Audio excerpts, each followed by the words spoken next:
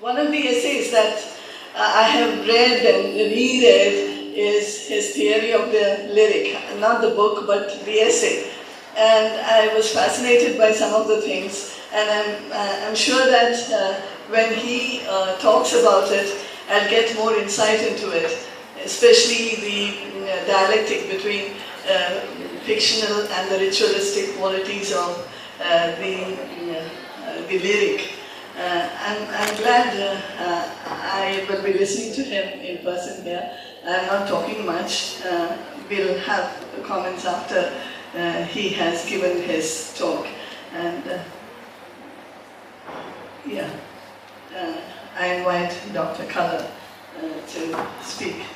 That I'm quite fond of, but I don't promise that it will instruct us in transformative humanities. But it is directly about literary studies, problems of literary theory as opposed to other kinds of theory. Narrators and speakers. So that every narrative has a narrator, explicit or implicit, separate. The narrator separate from the author has become an article of faith for narratology and even for the study of the novel in general. And in identifying narrators and their point of view has become a staple of literary education. In the case of poetry, we find a situation that's both of these theoretical assumptions or methodological stipulations, and I'm inclined to call them almost articles of faith, seem to me contestable as general principles.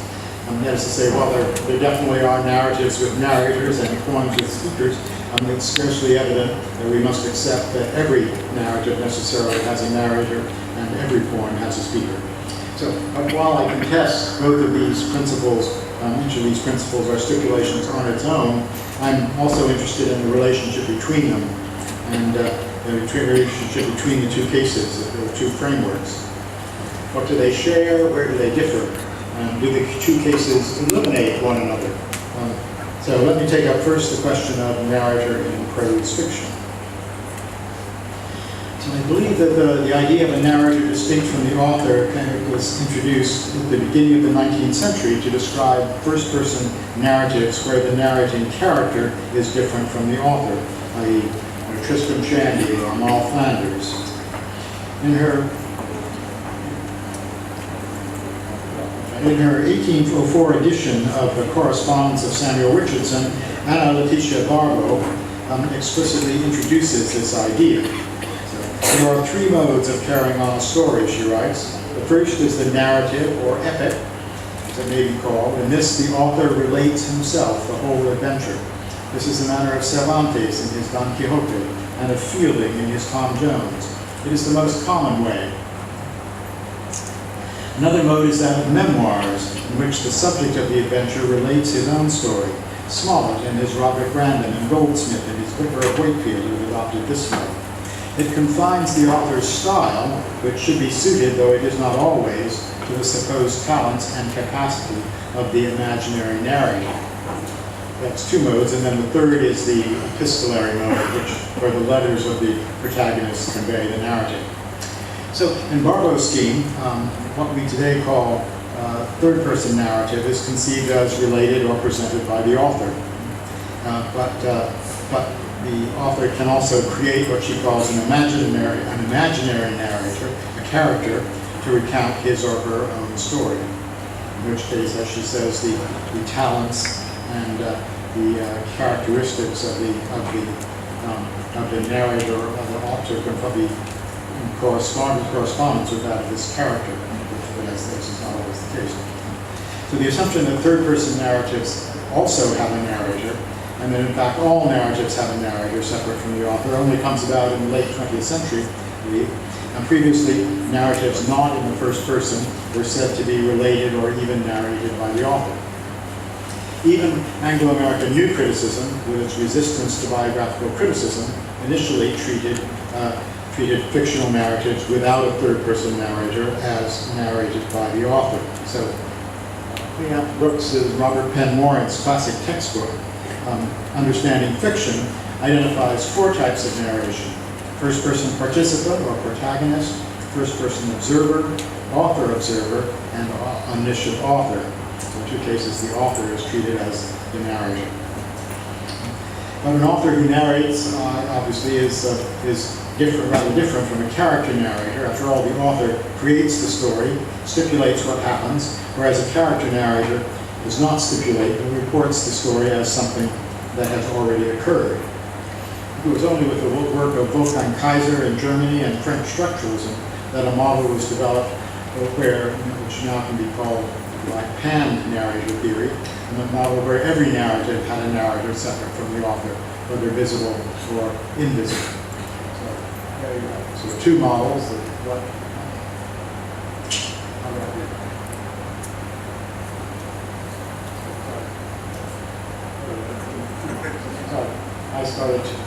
I was looking at the wrong one, but this is the right slide. Yes, 2 models. One where you have first-person narration by where the author invents a narrator. That's one possibility, or a choral presentation where there's no narrator. It's one model. Here's the other classical narratological theory where the author invents a narrative world and presents it to a real audience, and the author necessarily invents a fictional narrator who tells the story as something known to the fictional audience. The narrator, in the classic model, the fictional narrator may say I, which is first-person narration, or may not say I, which we call third-person narration. Okay, now, in the case of poetry, the introduction of the ubiquitous speaker occurs earlier in speaker for every poem occurs earlier in Anglo-American criticism, as American New Criticism in its desire to treat the poem as an artifact and dramatic structure rather than the discourse of the poet, made it a principle to distinguish the speaker of a poem from the poet. So already in 1938, John Crowe Ransom laid down the law here, writing, "The poet does not speak in his own but in an assumed character, not in the actual but in an assumed situation. And the first thing we do as readers of poetry is to determine precisely what character and what situation are assumed. In this examination lies the possibility of critical understanding and at the same time of illusion and enjoyment." Yes, and from there is only a small leap for Ransom to conclude that the poem may be said to be a dramatic monologue, Browning only literalized and made readier for the platform of the concert hall the thing that had always been the poem's lawful form. It takes quite a powerful ideology to claim that the only lawful form for the poem is that of the dramatic monologue, where every poem is really a dramatic monologue with a fictional speaker. As Randall Jarrell observed in 1953, the dramatic monologue, popularized by Browning with an identifiable speaker character, went from being an exception in the realm of lyric poetry to being the norm. Strange move. So in the Anglo-American world, at least, this principle became the foundation of pedagogy of the lyric, not necessarily actual criticism, but for lyric pedagogy. The classic textbook Sound and Sense by Lawrence Carine, and now in its 14th edition now, was to tell students, to aid us in understanding a poem, we may ask ourselves a number of questions about it. 2 of the most important are who is the speaker and what is the occasion. And then after reminding students that poems like short stories and novels and plays belong to the world of fiction, and inviting them to assume always that the speaker is someone other than the poet, the textbook concludes on the slide there, we may well think of every poem, therefore, as in some degree dramatic, that is, the utterance not of the person who wrote it, but of a fictional character in a particular situation that may be inferred.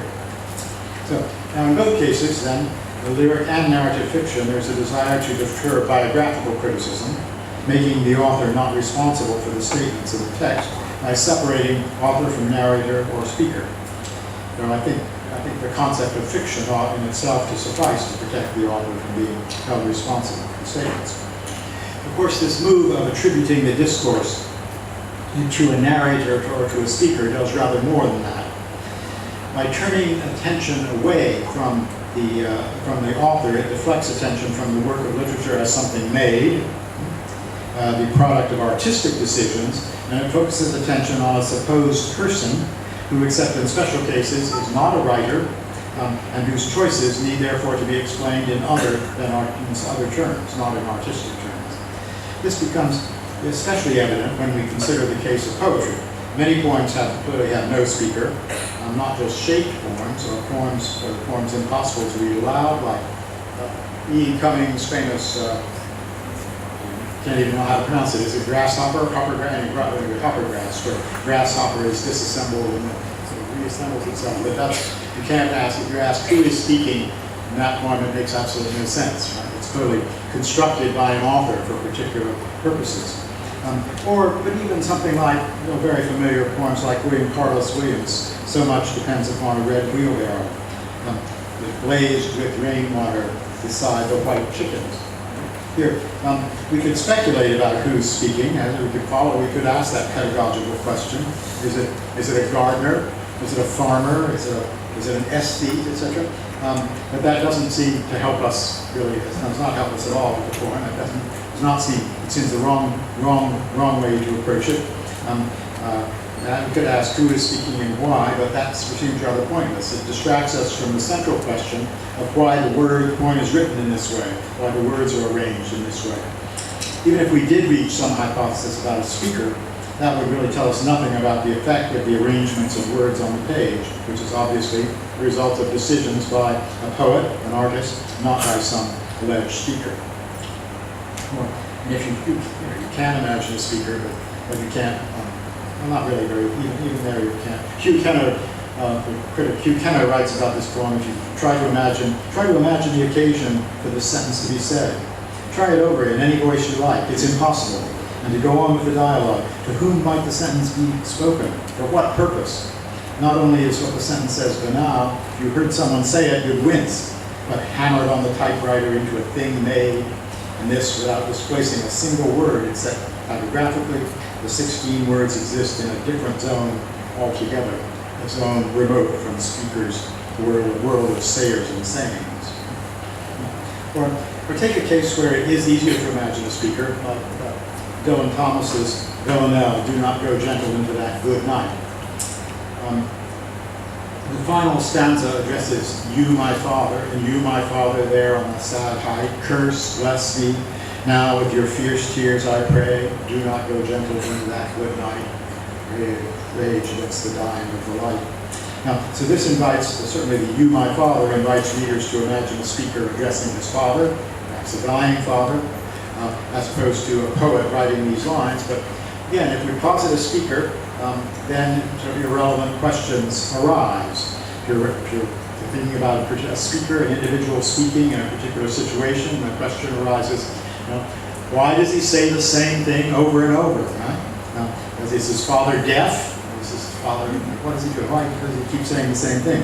What's the significance of this hectoring behavior? Which is scarcely how you should behave, how the son of a dying father should behave. And most striking features of this poem, its formal structures, are the work of a poet and not of a speaker. In fact, in the case of lyric poetry, we could venture, I think, a rule of thumb that the greater the effects of oral patterning, oral as sound, alliteration, assonance, rhyme, rhythm, etc., the greater the effect of oral patterning, the less mimesis of voice.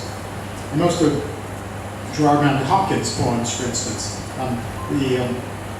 what we have is compelling verbal play or phonetic play, but not a speaker. So here is interesting with one quatrain omitted to fit it on the slide. This darksome burn, horseback ground, his roll rock high road roaring down, coop and comb, the fleece of his foam flutes, and low to the lake falls home. Wind-cut bonnet of fawn froth turns and dwindles over the broth of a pool, so pitch back, fell, frowning, rounds and rounds, despair to drowning. So if we can try to imagine a speaker here, we can certainly conceive of someone looking at a mountain stream, and praising it, being impressed, but it's hard to imagine someone who would choose these words. And why would anyone but a poet select just these particular words? And it's especially weird to suppose that the speaker chooses just these words but does not arrange them in a rollicking tetrameter rhythm, the Dolnik rhythm, and does not know that they're so arranged and that every fourth beat rhymes. And we could say that the speaker contemplates and celebrates the brook and expresses the hope that such wild natural beauty may be preserved, but it's scarcely clear that anything would be gained by imagining a speaker who is not a poet speaking these words with no appreciation of the intense vocal play that we readers experience. It's far better to say that the poet, who is celebrating the wild beauty here evoked with harmonious exuberance. And if we prefer, we can always say it's the implied author, if you like. But the fiction of a speaker serves no purpose and introduces extraneous considerations if we were to take it fiction seriously and try to imagine what sort of pretentious poet would be standing there beside a brook and saying, "And coop and comb the fleece of his foam." And if you try to imagine someone doing that, what you would say is, well, that person is waxing poetical or something like that. That's another way you can make sense of it. So, let me turn now back to the example of narrative. This claim that every narrative must have a narrator is often presented without argument, as if the narrator were a logical entailment. Yes, so by definition, the narrative must have a narrator, as a story must have a storyteller. Okay, just two quotes there that say that. I can read it on this side too. Yes. Okay. So James Phelan, major narratologist, he's defined definition of narrative is somebody telling somebody else on some occasion for some purpose that something happens. For a narrative, something to be a narrative, it has to have somebody telling something. And here, Brian Richardson, even in Unnatural Voices, he's going to criticize it, of course, but this is the claim narrative theory is based on mimesis of actual speech situations. Narrative is commonly defined as someone relating a set of events to someone else. This is suggesting we need to reconsider this normal account of narrative. But many analysts take narrative now, take face-to-face narration as the norm or point of departure, and extrapolate from there to try to work on general account of narrative. But in fact, the idea that every narrative requires a narrator, as a story requires a storyteller, seems to me not a compelling argument at all. And there's slippage in that move from storyteller to narrator. I mean, if a child asks me to tell her the story of Little Red Riding Hood, then I am a storyteller. I'm telling this story, romance story. But suppose I say she's old enough to read it to herself and hand her the book. Does this mean that suddenly the story acquires a narrator that it didn't have before? That suddenly there's a storyteller in the story somehow? As Nicholas, philosopher of the SNS edition, Nicholas Woltersdorf asks, why can't the novelist just straightforwardly tell us a tale of love and death? Why does it always have to be a tale of a narration of love and death? In fact, no one needs to be conceived as uttering the words of the story. The words tell the story when read. And if pan-narrative proponents say that when I was telling the story, I was really telling the story of a hidden narrative telling the story, then there's clearly a difference between the idea of a storyteller who presents the story and that of the narrator. Now, he was really the structuralist attempt to devise a formal semiological account of narrative in general that led to the separation of author from narrator in third person as well as first person narratives, and taking all narratives as communication between a narrator figure and the narrative audience. It's hard to defend this as a general model. And when we consider non-fiction narratives, say a biography or a historical narrative, we don't in general claim that there must be a narrator separate from the author.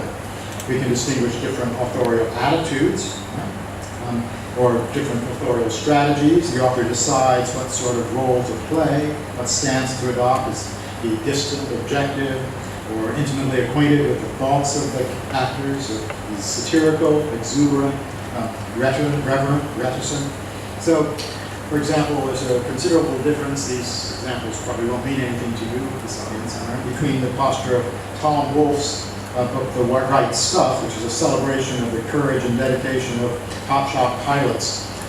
Think about Tom Cruise, for example, hotshot pilots who go on to become astronauts. It's very one kind of book. And he has another, Tom Wolfe wrote another book called Radical Chic, which is a rather snarky, satirical account which centers on a party given by Leonard Bernstein and for other New York intellectuals as a fundraiser for the Black Panthers. So there's this interaction between New York intellectuals and the Black Panthers in this New York apartment. It's a very funny book. Anyway, both books have lively writing, the writing that made that author famous, but quite different attitudes toward their subjects. But we don't feel the need to say, okay, here, he has two different narrators. He invented two different narrators. He just writes the two books differently, with different attitudes. So why then should the fact that a narrative is fictional, that it's imagined rather than researched, require an extra level of mediation? And in fact, it's obvious that many fictional narratives dispense with narrators, and this creates no problems. Now, comic strips are an obvious case. They have a narrative, but usually no narrator. I mean, no one ever spent time pondering who is the narrator of Peanuts, for example. When we read that, we don't ask who is speaking here. Whereas characters are represented as speaking in the little balloons, right? Or plays, of course. If you have a play has a narrative, but it doesn't have a narrator. It has characters speaking and acting. Or think of film, even. Films, narratives are created and presented. And we can certainly say that a film tells a story, but except very rarely in films with voiceover, for example, we would not say that films have a narrator who tells the story. What we have is more like a character narrator. But we have no sense, in general, in films, we have no sense that there's a person, a narrator, who is observed or has observed or is observing the scenes presented and is showing to us now. We attribute the selection of what is being shown to the entire production team that's produced the films. And even film theorists who want to defend the notion of fictional audiovisual narration usually balk at the notion that films have narrators. Our natural attitude with respect to film is to experience what is shown in the same way as we look at the untold world. What we have is a fictional simulation of events. As Seymour Chapman notes, film narrative theorist, the structure of film is to present the bare visual record of what happened out there. The whole movie may pass before us in pure visual objectivity. And another film theorist, David Bordwell, to give every film a narrator is to indulge in an anthropomorphic fiction. Narration is better understood as the organization of a set of cues for the construction of a story. This presupposes a perceiver, but not any sender of a message. There's no point in positing communication as a fundamental process of all narrative films, only to grant that most films efface or conceal the process. So film theorists explain the process in different ways. As it is here, that the film cues viewers to imagine events, etc., or film narrators triggers the construction of a story. But the idea of a narrator for film narrative seems quite superfluous. No need to posit any narrator beyond the team that produced and presents the film. So we can reject the notion that fictional narratives necessarily require a narrator. Some have narrators and some don't. Now, a frequent argument for the ubiquitous narrator is that the author of a non-fictional narrative asserts what he knows, and that narrative fiction is a fictional imitation of non-fictional narrative, an account of a world of fiction by someone to whom that world is known. In fiction, the narrator stands in then for the author, or a teller of non-fictional narratives, as someone for whom this world is real, not imagined, who thus can make assertions about this world and events in it. So here there's an analogy with the case of lyric, which some theorists treat as fictional imitation of a real-world speech act, a view much less plausible since large numbers of lyrics do not at all resemble real-world speech acts. And as I've argued, to attempt to determine the situation of the speaker and speech act being performed often leads us astray. So that analogy might at least make us wary of treating fictional narrative as the fictional imitation of real-world narrative in general. Certainly there are several problems with this model. First, yes, even in face-to-face storytelling, the storyteller is often not claiming knowledge of the events recounted. He or she may be just telling a story previously heard because it's amusing, strange, or offers a moral. So the model of a speaker telling about events that he or she knows is already something of a fiction, a particular possibility, not a given that must be reproduced in the case of a fictional world. You know, if you're telling the story of Little Red Riding Hood and the child asks for more details, you will either make them up. You'll say, she said, well, wait a second. What color was the wolf's hat or something? You say either, I don't know, the story doesn't say, or you just pretend to make it up. But it's not. You're not telling it as about a world that you know. The model of a speaker. Yeah. And second, if we take a novel as a fictional imitation of a real-world speech act, that immediately raises the question of what sort of act it could have been. The authors of extended non-fictional narratives, biographers or historians, write texts for readers to consult. But are we supposed to imagine that the narrators of novels, that they are writing a text for an audience? Occasionally that is the fiction. We're told that this is what's happened. But usually critics speak as if narrators were telling the stories. Someone's supposed to be speaking to an audience for hours on end. And of course we correctly ignore such questions. But to adopt a theoretical framework that requires us to ignore the questions it immediately raises, and if you say every narrator has a narrator who is telling the story, then you could say, okay, well, is this narrator just speaking for hours to some, who is he speaking to, etc. It's supposed we should instead adopt a simpler framework of an author offering us the written story, and to do otherwise is a violation of, it seems perverse, a violation of the principle of Occam's razor, for example. But if the pan-narrator model supplies a narrator in order to furnish for third-person narrators a person who knows this world, a third problem immediately arises. I'm almost done with these problems, but when narrators are posited for third-person narrators, they characteristically do not behave like persons, which was the whole rationale of positing a narrator in the first place, that we need a person who knows this world to tell us about it. For example, they do things like recount things a person could not know, the thoughts of other characters in the fiction, or what happens on occasions where there's no observer present. And these supposed narrators thus seem to be rather fantastical persons. Yet, as Kendall Walton, the esthetician, I don't have a new slide here. As Kendall Walton points out, in realist novels, it is not fictionally true that the narrator has superpowers, some sort of superpowers of omniscience. That is, the fictional world of a realistic novel does not contain a person who is characterized as having special powers. That would make it a science fiction story.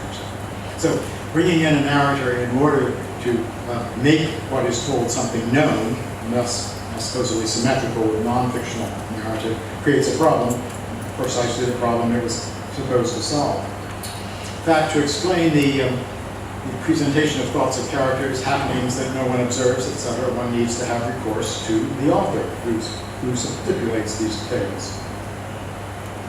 Further, if a narrator is posited in order to make what is recounted into something known, the fourth problem emerges, which is already up on the slide. If we suppose that there is a narrator who knows intimately the fictional world and the thoughts and doings of the characters, then the question arises of why the narrator tells us some things and not others. Every possible detail not recounted is something the supposed person has chosen not to relate. And since this narrator is specifically not the author who has made these decisions for artistic reasons, we would need to find other reasons for the narrator's choices that would say, well, this narrator is obsessed with clothing, that's why we have descriptions of the clothing, but not of the furnishings or something like that. It would become a psychological investigation of the character, the thoughts or motivations of a narrator rather than the artistic motivations of an author. And here, again, the analogy with lyric poetry is suggestive. In the case of dramatic monologue, the convention is, I take it, that the speaker, the Duke in Byron's My Last Duchess, or say, Prufrock in the love song of J. Alfred Prufrock, the author, this convention is that the speaker, the character, chooses the words he uses, but does not know that he is speaking verse. The poet supplies the verse. That's the convention, right? So that with the Duke in My Last Duchess, when he says, even had I skill in speech as I have not, blah, blah, we don't say, ha ha, he's being ironic because he's producing these wonderful couplets, pentameter couplets that are so beautifully constructed that people don't even notice, students don't even remember that it's not blank verse. So such subtle verse. So we don't assume that the Duke is deliberately speaking in pentameter couplets. Or the poet supplies the verse, and a fortiori, when we imagine a speaker for lyrics that do not contain a first-person speaker, we confront a situation where the alleged speaker is deemed to select the words of the poem, but not those properties of the words, rhythmical, phonological, that make them poetically effective. The reasons for the choices of words are not supposed to be poetic ones. But in fiction, pan-narrative theory gives us a similarly odd division of labor, that makes little sense. The author is responsible for determining everything that happens in the novel, right? Including what the characters think, where, etc. But then there's supposed to be a narrator who is deemed to choose whether or not to reveal this information, whether to describe the clothes, thoughts, and so on, and exactly in what terms to do so. And the reasons for these choices are not supposed to be those of novels. So, for example, an example of Hemingway's The Killers, which is a fairly well-known story in English departments, usually. If we posit a narrative, here we have, the story begins, the door of Henry's lunchroom opened and two men came in, they sat down at the counter.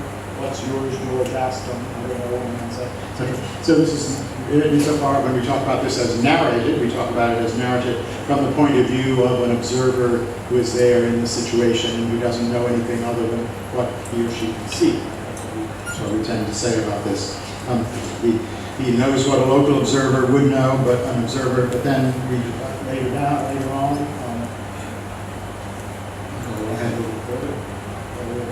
parts in red, but this observer couldn't know what George sees back in the kitchen, where one of the killers is tied up, Nick Adams and Sam the cook, and couldn't know later what transpires in Ole Anderson's room, the suite, when Nick later goes to warn him that these two men are after him. So to solve this problem, this is a problem for critics, if they want to insist on a narrator, a sort of person-like narrator, an observer narrator who's there in the situation. Critics may sometimes be led to see this as an omniscient narrator who just chooses not to tell much. Barbara Olson, for example, argues that though The Killers is often cited as the very model of a limited camera eye narrative, it actually features Hemingway's omniscient narrator at his most reticent. He could tell all, but does not. It's very strange. So we have this, instead of asking why Hemingway chooses to present these details and not other kinds of tales, we're inserted now with this imagined person who is said to be, who's not quite a person because he's said to be omniscient, but then chooses not to tell us all the things that he actually knows. It seems very, very grotesque convolutions that we engage in. With this strategy, the critic finds herself obliged to explain why this omniscient narrator declines to tell us all the relevant things he or she must know, including the real names and past histories of Al and Max, the reason for their setting out to kill the Swede, and so on. Imagining motivations for that refusal yields strange contortions because these are properly explained as the choices of the artist, Hemingway, who is crafting a story, as opposed to the decisions of the narrator who's recounting a story, or recounting events that he has observed. So the decisions about crafting the text. Focusing on an author, we can imagine that he provides this narrow vision to give us the experience of a certain helplessness in a potentially sinister situation, along with information to allow us to understand something of the scope of what is happening. That back in the kitchen, Nick and the cook have been tied up. So this is an extreme case, but it perfectly illustrates, I think, how treating a story as something known to a narrator creates unnecessary problems. As soon as the knowledge exceeds that regularly accessible to persons, we solve the problem not by deciding that we shouldn't be thinking about what somebody knows, but by positing omniscience, and then the critic is obliged to explain why the omniscient narrator declines to tell us all the relevant things he or she must know. Such a narrative would indeed be an oddity. In any case, it's like the alleged speaker of a poem who selects all the words but does not know that they fall into rhyming tetrameter quatrains. It would be better to ask how the text is written rather than who is speaking and what the speaker knows. Well, the theoretical trajectory of Seymour Chapman is instructive for thinking about this problem. In his classic narratological work, Story and Discourse, slide there, it's one of the classics for American narratology, was this book, Story and Discourse, Narrative Structure in Fiction and Film. Chapman argued that the author decides whether to have a narrator, and if so, how prominent he should be. So you don't always have to have a narrator. When he appears as a demonstrable, recognizable entity immanent in the narrative to the narrative itself. A narrative that does not give us a sense of his presence, one that has gone to noticeable lengths to efface it, may reasonably be called non-narrated or unnarrated. And the simplest example, of course, would be a story consisting purely of dialogue, for instance. In this book, Chapman devotes an entire chapter to non-narrated stories before moving on to covert and overt narrators. This is a version of what's recently come to be called optional narrative theory, as opposed to pan-narrative theory. Narrators are there only when they're explicit manifestations of someone recounting the story. But in a later book, Coming to Terms, The Rhetoric of Narrative in Fiction and Film, Chapman recants this view, apparently in order to provide a general model that would apply equally to film and literary narrative. Every narrative, he argues, is by definition narrative, that is narratively presented. And that narrative presentation entails an agent, even when the agent bears no signs of human personality. So even though this supposed narrative role may be sometimes limited to, totally limited to showing, he writes, if we don't redefine narrative to include just presenting, then he claims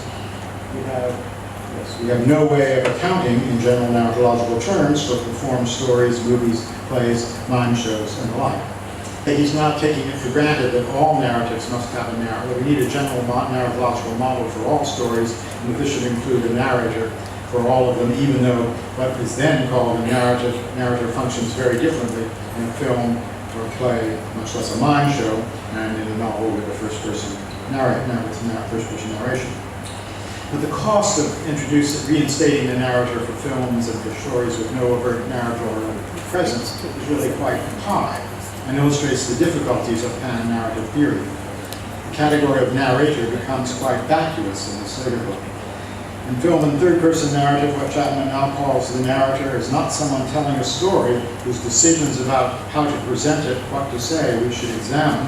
So our whole question of analyzing point of view falls aside because the narrator, in some cases, in these new cases, is no longer responsible for those choices. Rather, he writes, this non-human narrative agency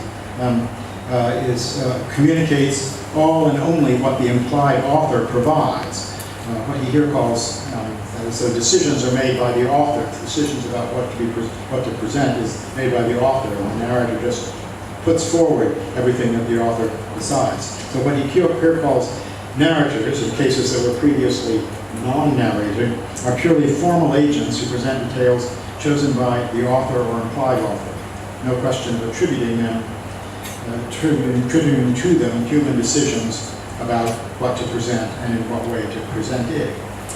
So Chapman rightly objects to speaking about what a non-personified narrator knows. He says, since what he does is simply to present the discourse or transmit images and this discourse to the reader. It's a discourse agent, he says, whose capacity to render this or that detail of the story depends not on knowledge, but on how much the implied author has designated to this agent to present. So again, it's a different conception of he now has a narrator, but it has very different functions from what real narrators have, shall we say. In fact, the later version of his account ought to supply support for an optional narrator theory, since it actually identifies reasons for not treating purely formal narrators in the way that we treat narrators in first-person crowds. Back to the two models. But it still promotes confusion, his new model, it still promotes confusion by retaining in such cases the name narrator. And recognizing this, and Chapman admits that it could just as well be presenter. But he writes, for those who find narrator awkward, presenter is a good alternative. So now he's got a theory where there's a presenter on one hand for some kinds of narrators and narrator for the others. But why does pan-narrator theory still hold sway given its disadvantages? I think there are a number of reasons. First, it absolves, as I've said, it absolves the author of responsibility for the statements, judgments, etc. of the narrative. But as I've mentioned, that can be accomplished by the notion of fiction. We don't need to insert a narrator between the author and the text.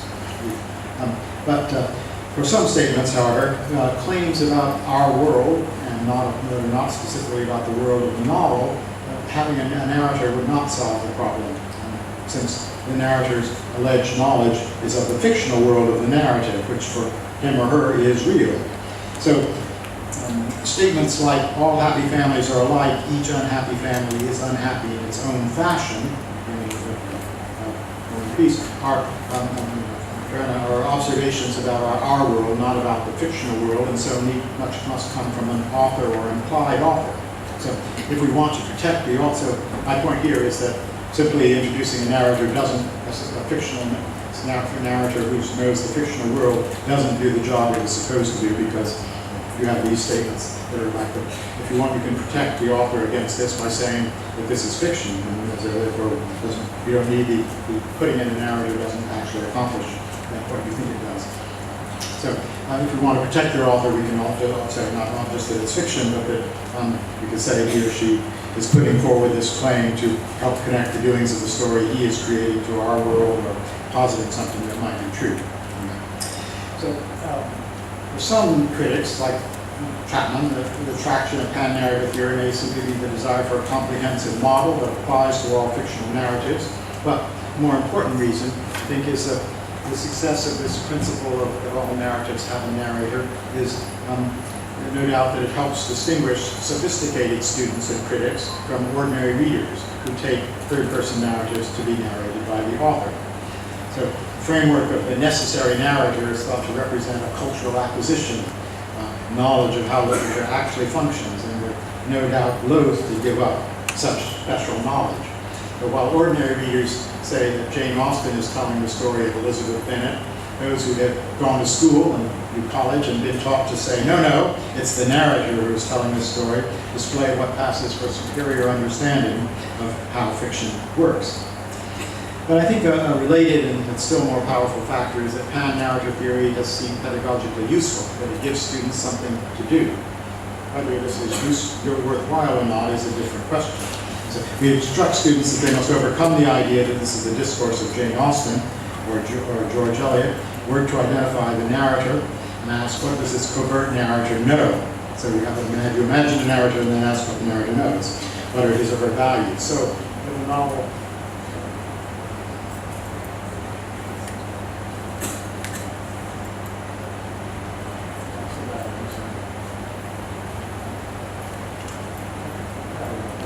sorry, I skipped missed some of my slides there.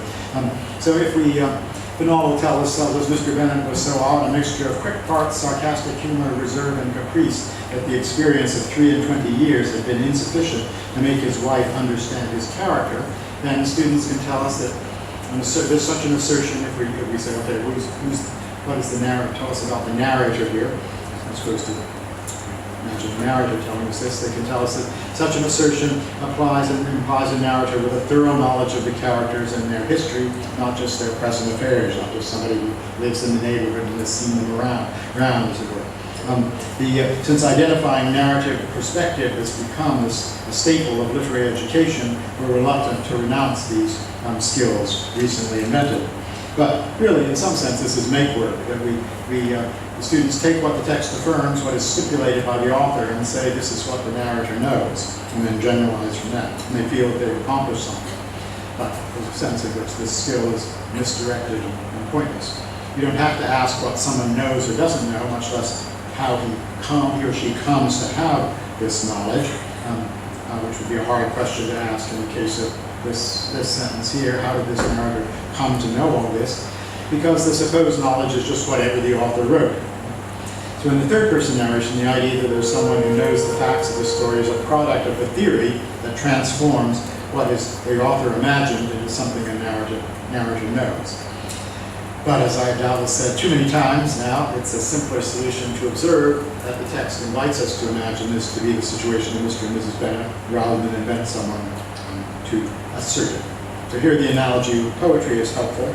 We don't need to invent a person to assert, so much depends upon a red wheelbarrow. So in the case of both poetry and both lyric poetry and narrative fiction, the assumption that we must explain assertions in literature by finding or inventing someone, not the author, who's responsible for them, leads to a range of fruitless or inappropriate steps. Fortunately, critics, good critics anyway, ignore in practice what the implications of the theoretical frameworks they accept. They don't spend, if you read the criticism about William Carlos Williams, you won't find a lot of speculation about is this really a gardener or is it a farmer, who's the actual speaker in this. Critics know that's an irrelevant question, even if their pedagogical handbooks tell students that that's the question you should be asking. No, critics allow themselves to discuss the artistic reasons for author choices instead of speculating about what might have led fictional speakers or imaginary narrators to produce the sentences offered by the text. But instead of a situation where good criticism needs to ignore the problems created by the theoretical frameworks it accepts for lyrics and for narrative fiction, we need to work to get our frameworks right, to make our frameworks avoid creating problems and to describe the nature of literary situations more perspicaciously. So there's still considerable scope for optional narrative theory as it comes back into its own to refine and improve the character of our engagements and with and our teaching of literature. Thanks very much. Thank you so much, Dr. Culler. I really stand enlightened.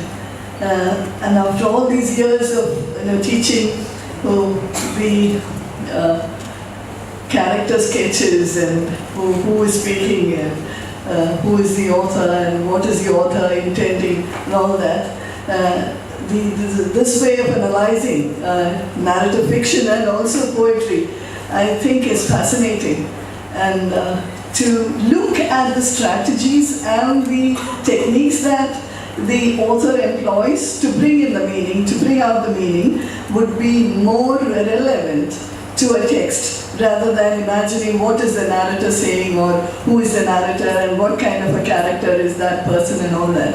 And when you began, you said this might not be something that might be useful in transforming humanities. I think it is very relevant to transforming humanities because the way we look at meaning in text or in life should be to look at the process of meaning making, not give the students meaning or to impose our meaning on others. When we examine the process of meaning making, perhaps more meanings will emerge and evolve. Thank you, Dr. Culler. This was a really enlightening moment. And I think now we'll take questions. I think we have 20 minutes for questions? 20, yeah. Okay. Questions?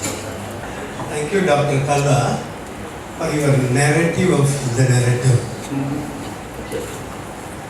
Let me start with an epigraph for my question. All the eggs come from the same hen, the author. And these self-annihilating, self-destructing twists and turns, heights and seats, curves and contours of the author entails the birth of the reader. And as Madam said, no, all these tricks, the strategies, for me, tricks, I won't call it strategies. All these tricks done by the somersault tricks done by the author, he annihilates himself. There is no need on the part of Bars to say that the author is dead. The author himself is doing it, committing suicide. And he is expecting the reader, and all this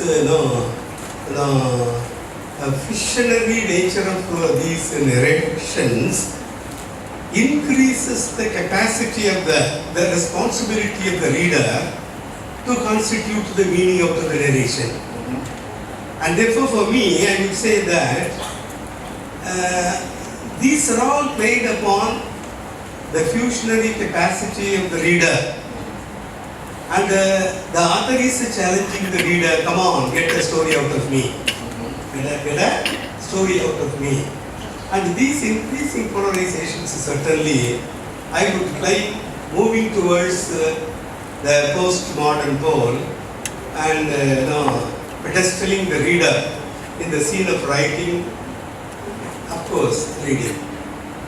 What do you think of that? Yes, certainly. I think the general perspective that I'm adopting is that we have an author making something, creating creating a text, and the text consists of instructions or cues for readers who have to deal with it in one way or another.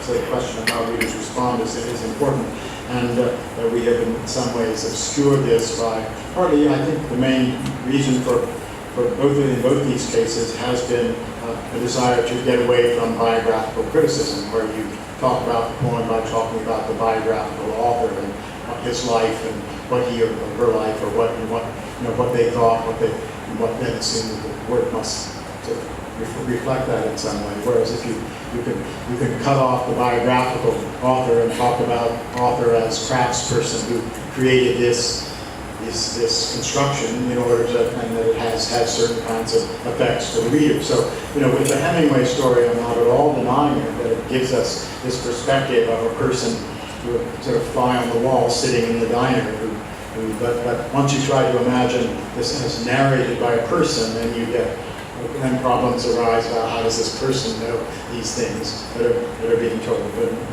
Whereas if you just say that the story is constructed in this way, so mostly does this, but then it gives us a little bit of extra information for various reasons, that's not a problem. So yes, I'm certainly not wanting to deny the importance of the activity of the reader here. I think one can talk about almost all of these phenomena in terms of how a reader is prompted to respond. And of course, as you said, you mentioned postmodern poetry. Postmodern poetry is certainly a case where you almost never have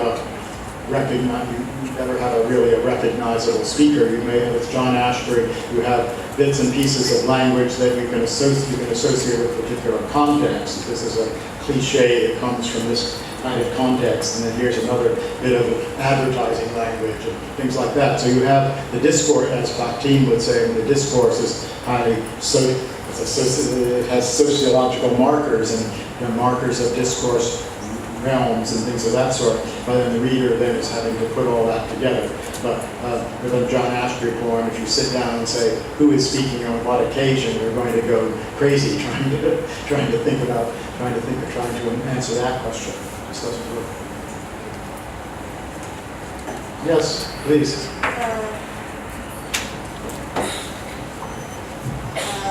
I think the reader is important, but how the reader looks at the text is more important than the reader. Oh, yes.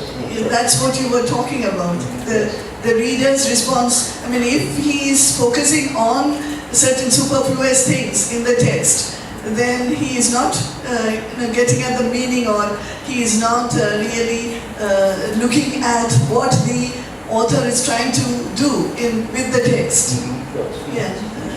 That's what you were talking about in your talk. Yeah, that's what I was wanting to discourage a pedagogical framework that tells students to focus on these things, which turn out often to be misleading and not helpful at all. And that, critics know perfectly well that that's not the way you should they don't, when they write about a poem, they don't Yeah. spend that time. But exactly. We write about other things. So, yeah. For example, there is this book by Terry Eagleton, How to Read a Poem. He doesn't focus on who is the author and all that. He talks about the prose and stuff. Yes, right, so yes. Today's culture of spoken word poetry, how does it, disturb the narratives? Spoken word poetry is interesting. They're, I don't know enough about it, but to what extent spoken word poets are actually trying to. There's no certain form in it. That's To what extent they're actually trying to project some narrative separate from themselves. Spoken word poetry, I've heard, they're trying to actually sort of embody. So you really want to take it as coming from them, not necessarily a biographical person, but they are the speaker is the person they're speaking to, right? Yeah. Yes, so that's a good example. You don't need to say, wait a second, who is the narrator here? Again, I would distract you from engaging properly with the spoken word form thing. But again, that's not a form I know a lot about. Thank you. I would like to refer to the wonderful novelist who died 2 years back, Philip Roth. Yes. I don't know whether you have been familiarizing yourself with Philip Roth's strategies. Throughout his writing career, that was spanning over a period of 30 lovely years, he was experimenting with the same narrator, 2-3 narrators, coming in different forms. First, the story of my life, then the counter life, then I married a communist. In most of these novels, you find the same narrator coming in different masks, assuming different roles. Sometimes the narrator is made to die, and then the professor. There is a professor narrator sometimes coming up. So the professor narrator relives and comes in a different form. Maybe in the postmodern times or even in modern times, having narrative strategies was a kind of mask to escape from finality or absoluteness. I don't know what you take. Yes, that's certainly true. I don't actually recall any of those particular novels with the actual narrative strategies. But certainly, I'm certainly not denying that novelists invent narratives. That's often a major activity for novelists. Character. In American narratology, they often like the term character narrators just because that's easier for students to grasp. And once when you have character narrator, then we want to talk about the character of that narrator. And those characters do not necessarily turn out to be coherent. They may become sort of impossible in various ways. They may die, and the book novel carries on with them, or they may engage in all kinds of strange behavior. But you've had tangible marks of the presence of a character who is narrating, which is very good. So the cases I'm talking about are what we usually call third-person narrative, where there isn't any kind of character narrative, where we have been inclined. Pedagogy has usually told us that we have to imagine a speaker there rather than these books. It sounds as though he's really working hard to create interesting narratives. I think there is a term used by Yes. there is a term used by Raymond Kannur Schlomit. You have mentioned Sacred Chapman. Yes. Schlomit, I think, he used a participant narrator, the actor narrator or the participant narrator. Non-participant narrator. You have different. Maybe you used a different terminology while you were analyzing. Yeah, I don't think I didn't use. Often if people, I think the Cleant Brooks slide had a participant, an observer, and participant as a distinction. Yes, that certainly makes sense. That certainly are narrators who are clearly participants in the action of the story, and that things happen to them. In fact, they become real characters and actual participants. So you should also feel free, if you want to go back to topics from this morning and ask questions about that lecture, you have time to do that too. So you don't need to restrict yourself to this talk if you want. If you have other questions. Can I ask one more question?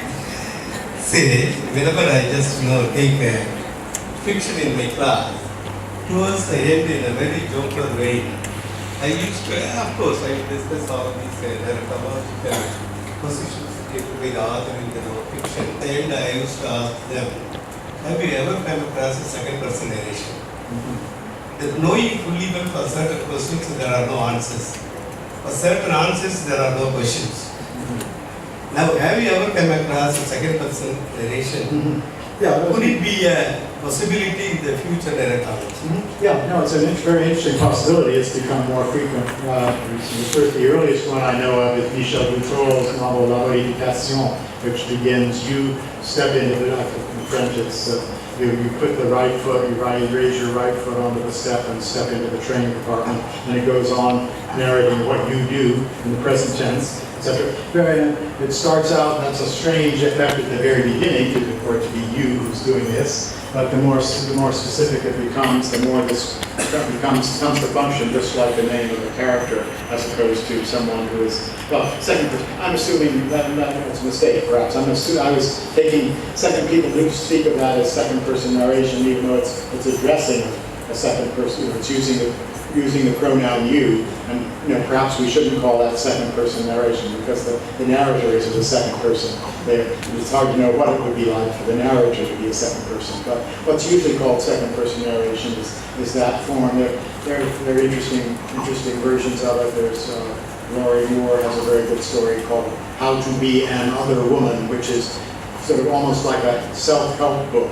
I mean, it takes that form, but then it becomes concrete narrative. That, how do you become the other woman? How do you become the mistress of, what do you do this? It starts out wear beige raincoats and linger in front of shop windows or something like that. Almost as though it's giving you instructions on how to do this, but very quickly it becomes obvious that it is the story of a woman in her relationship with men, etc. And you comes to function as a character, but that may not be all what you had in mind in asking whether there existed any such thing as second person narrative. In that case, no. It's not that. In that case, could it be called the dialogical narration? Have you come across a such kind of Dialogical narration. Well, certainly narratives that consist solely of dialogues. No, I'm not sure exactly what a dialogical narrative would be. If you have something more in mind, you should tell us. Because if we shouldn't have pure second person narrator, in that case, we can try a kind of a dialogical narration where we have to involve the second person also. Yes, because you said that it is impossible. That second person can't be a narrator because this fellow is narrating first person.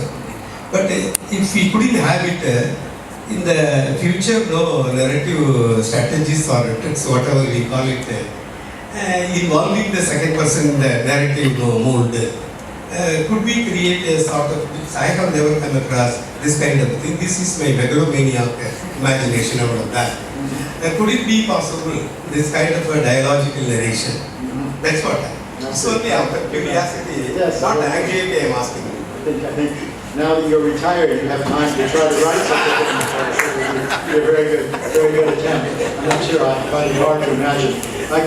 I was trying to think of, you could, if you're thinking of a dialogue between two people, you could have, if there's all this dialogue reported only by one character saying, you claim that I'm sick, or something, you claim that I'm a sick person because I do such and such, well, and sort of answers, and then repeat, says what the other person said in answer, and keeps going on, so you can get the sense of two voices. And I don't think that would be second person narrative. That would just be a strange first person narrative reporting a lot of data discourse of another person, which is perfectly possible. Looking forward to reading your novel, sir. Yes. I wait for that. Yes, that would be very good. Nice. I think we should do that. Along with what Dr. Sajan has told about Philip Roth, I would like to revert two other novelists also. One is John Paul's work, The French Letter Instrument, Yes, indeed. and the other one is Madame Bovary by Flaubert. I believe that Paul's work is more or less an aesthetic rendering of narratology, wherein he gives great significance to narrative techniques and the speaker. Yes, indeed. That's what I would like to. Yes, no, that's right. No, the French Lieutenant's Woman is sort of a classic example of foregrounds narrative issues of techniques, especially at the end, the problem of the ending. And so I think it is one that's often used in courses in order to get the students to think concretely about these narrative techniques, play with narrative techniques. When I teach a narratology course, I always start off with sort of the impossible narratives. There's a little story called The Continuity of Paths by two getting old here. But The Continuity of Paths, where a person is sitting reading. There's a story about, it's a strange loop where the main character is reading a story about something, and then the story, he ends up being in the story, being killed in the story, and that sort of thing. Impossible for the question of story and discourse get completely entangled. Or I mentioned this morning in talking about unnatural narratology, the babysitter, the Robert Culler story, where you get many different versions of a scene with there's a babysitter at home, and it's with boys coming to visit or not coming to visit her, and the husband either fantasizing about having sex, sneaking back home and having sex with her, or actually doing it. We don't know. We have all these different versions of these scenes, and we can't decide which is which. Very, very confusing kinds of stories like that. But certainly for narratology courses, the anomalous stories are very good at foregrounding the question of what our expectations about narrative are, what are our general models for narrative coherence, and how we function with them. Yes. Yes. So my question is concerning autobiography. Okay. So regarding the narrative of the autobiography, Yes. on the one hand, we have a presupposed self or subject that speaks about itself and who is authentic in that sense. But on the other hand, we have an inevitable linguistic function Yes. of a subject who is always a narrator in a semiological system. Yes. So that makes the whole discussion a bit more complex, I think. So Yes. could you please? Yes. No, I think autobiography is an especially interesting case, partly because that does seem to be a situation where we have no, partly because we have no hesitation in identifying the presenter of the text with the author. We are enabled then to think about what is distinctive about this authorial voice that is being presented, and we're invited, of course, to compare it with whatever we might actually know about the person's life, so that we get these two. I mean, certainly in many autobiographical works, that there is a tension between the fictional, the factual, and the fictional, and we know that any autobiographical narrative is to some extent invented, and especially since so many autobiographies claim to remember so much, and narrators who remember so much about conversations from their past, and events in their childhood, things of that sort. So there's a case. It's paradoxical. I think that's a case where in principle, in theory anyway, the author and the narrator are identical. So that he's telling the story of his own story. That's in those cases we find our gaps opening up, and we can talk about where one of the more interesting things to do with autobiography is to talk about how this discourse is actually shaping the life, which most lives are sort of shapeless or messy anyway, and the autobiographies tend to make them more shapely, more straightforward. That they're decisions that may or may take you in one direction rather than another. and all the hesitations of daily life that may be sort of papered over and things of that sort. Not always, but in any case, there's a sort of opening up of the duality and duality there in autobiography. It's the case where, in principle, narrator and author are in complete solidarity. Yeah, it's an interesting case. I think it is, especially in autobiography, that you understand the workings of the linguistic elements. Yes. Because what the author, as you said, what the author as the narrator says, and what he, there's another life to him, which he's not relating here, and in this dialectic, the meaning of this person slowly evolves, and it is in the semiotics that we get to know it. So we have to more rigorously, perhaps poetically, try and understand or unravel the mystery of his life in the text. That's right. Yes. Yes. No, just to make it clear, the cases where I'm questioning the need for a narrator are these what we call third-person narrators. In autobiography, the characteristic have a first-person narrator, so there clearly is a narrator. And then the question of the relationship between the narrator and the actual biographical author is, even if in principle they're the same, there's always that possibility of a difference, and it's in that difference that the artistic effects are to be found, as you say. Yes. Mikhail Bakhtin talks about this polyglossia, Yes. polyphonic voices. Yes.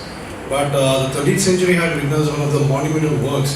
It's one of the monumental works which comes in poetry. It's The Wasteland, which talks. There are several narrative shifts are there, several narrators are there, several voices are there, and I think the actual title intended first heal the bodies in different voices. So actually, the different the power of narration actually pops up in Wasteland, which cannot be brought in by the novelists of the later years. What's your stand on that? I think it's in poetry that we can see the powerful rendering of this aspect. No, that's true. Than in novels. Certainly, you can have poems can present a mimesis of voices that are, when you identify this language as coming from this sort of source, and especially in Wasteland, where you even have different literal languages, like French or something like that, or Shanti, that sort of thing. You have your different sources. So yeah, I'm certainly not trying to deny anything like that. Bits of language that identify with particular sources, sociological, cultural, historical, etc., or indeed linguistic. It's just this fiction of the.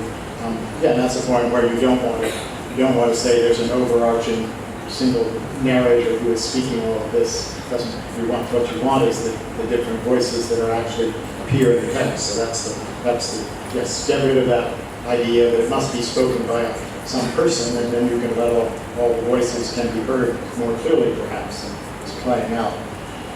I think we'll take one more question. Yes. Could you please throw light on the nature of narrative in epistolary novels, wherein the character narrator is actually talking to some other character, and we as readers are peeping into these letters and finding out the story? Why do authors choose this strategy sometimes? I see. Well, you characterize the mode of narration very well, so I don't really have anything to add about that. It's interesting. I imagine that it's not something I've studied. I've never really worked on epistolary narrative. One of the main effects of an epistolary novel is a temporal one. That whereas with your traditional novel, South says at one point that the novel is told from the point of view of order. That it's the narrative looking back and recollecting what happened, etc. So you reach the end point. Whereas with epistolary novels, you're carried on in the moment.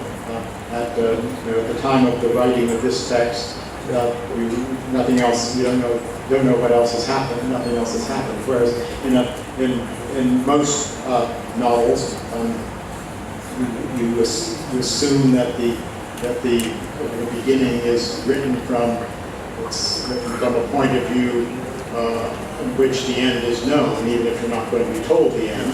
That point it's a summary. It's not narrative as an account of what happened, but if you accept the model of the narrative is narration of someone, the narrator is telling the story of what is known in the world that he or she knows, and events that he or she knows, they're already complete at the time that the narrative begins. Whereas with an epistolary novel, there's no completion because you're right in that moment sequentially. So there's a different kind of suspense. Other novels, of course, create suspense perfectly well by not looking forward to the end. But that's sort of one. The other, of course, the main other point is that you're much more strictly limited to the point of view of one character. If it's all the letters about one character, or if you have two characters exchanging letters, then you have two different characters. Whereas most narrations are more flexible in dipping in and out of the thoughts or the actions of one character or another. Whereas the epistolary novel is much more rigid and rigorous in that. So as to I think if talking about the effects, we'll have to look at particular cases and try to understand what the achievement was. Of course, in many cases, epistolary novels might have been, I don't know how many of them were published serially, but that would be another point. Just writing one letter after the other, and you can then publish it. That's probably not true. I should just plead ignorance. I haven't read enough or worked enough on epistolary novels to have anything very valuable to say about them. Before we wind this up, I want to ask you something. There was this list of path-breaking fiction or works that you put up. There was only one male author. There was only. Is this a change in perspectives? Perhaps it's a rhetorical question. Thank you. There was only Edward Said there. The rest were women. Thank you for.